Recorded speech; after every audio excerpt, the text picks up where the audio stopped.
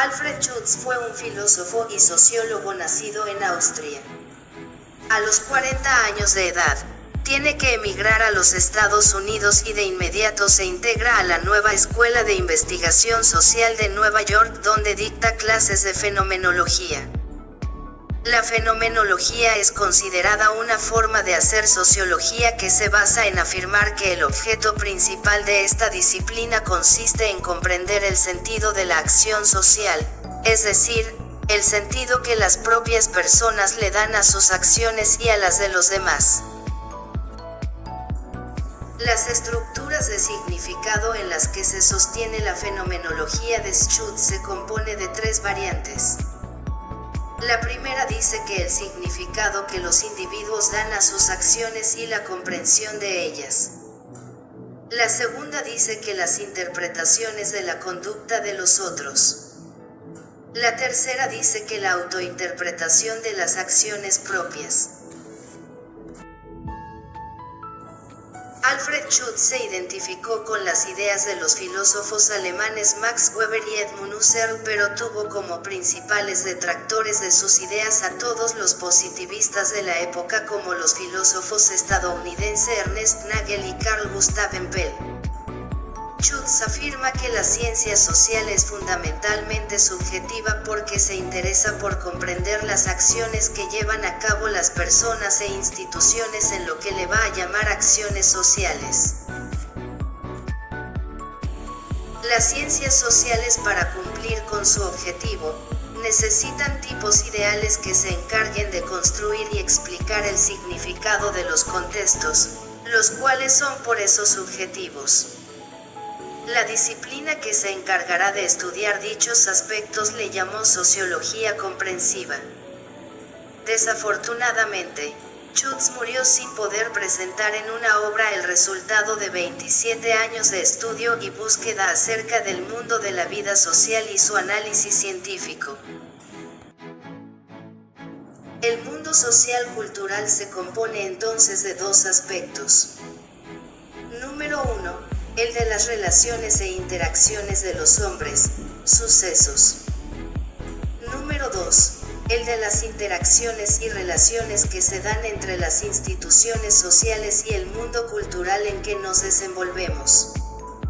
Las personas son más bien actores sociales que experimentan, suman experiencias, en ambos mundos, natural en tanto individuos y cultural en tanto seres que interactúan. Esas interacciones no son privadas, más bien son intersubjetivas. Por eso cada hombre es considerado como una intersubjetividad.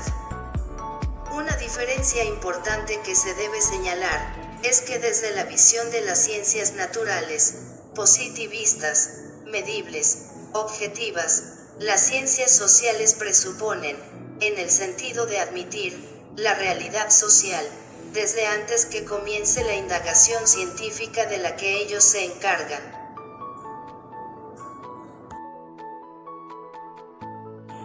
Ese aspecto después fue debatido incluso por los mismos positivistas cuando reconocieron que todo comienzo y final de la investigación científica se da en un contexto social. Por ejemplo, cuando un investigador considera que un hecho debe ser estudiado científicamente, digno de tomarse en cuenta, de identificar sus problemas, etc. Dicho hecho pasa por un proceso subjetivo de comprensión. Otra de las críticas recurrentes al mundo de lo social es considerar que el tipo de conocimiento que ahí se produce es fragmentario, contradictorio, con innumerables grados de claridad y muchas veces surgido de la creencia ciega por cosas presupuestas. Pero a pesar de todo, el conocimiento del sentido común es necesario en tanto se requiere conocer al prójimo, los objetos culturales y sus instituciones sociales. En pocas palabras, porque forman parte de la realidad social. En conclusión, toda investigación de corte positivista excluye varios aspectos de la realidad social. Por ejemplo, el conductismo explica la conducta del observado pero no del observador. Una conducta observada para la fenomenología, puede tener para los actores significados diferentes, pero para las ciencias medibles tan solo se tratan de hechos, secuencias o sucesos. Por ejemplo, donde los investigadores cuantitativistas solo ven una boda, un trueque, un pleito, etc. Los cualitativistas ven otros significados posibles. Existen acciones humanas consideradas negativas en tanto no se perciban por medio de la observación directa. Por ejemplo, las intenciones latentes que no son manifiestas. Hay creencias y convicciones que se consideran por los observados como reales porque ellos así lo definen, no porque sean así percibidos por los observadores. Existe información valiosa que no proviene de la observación sensorial cara a cara. Hay otras dimensiones del mundo social como por ejemplo cuando enviamos un mensaje y necesitamos de un mensajero, canal de comunicación. En esos casos, ¿quién garantiza que llegue tal cual como se originó? ¿Acaso es necesario conocer a la persona que envió el mensaje para creerlo?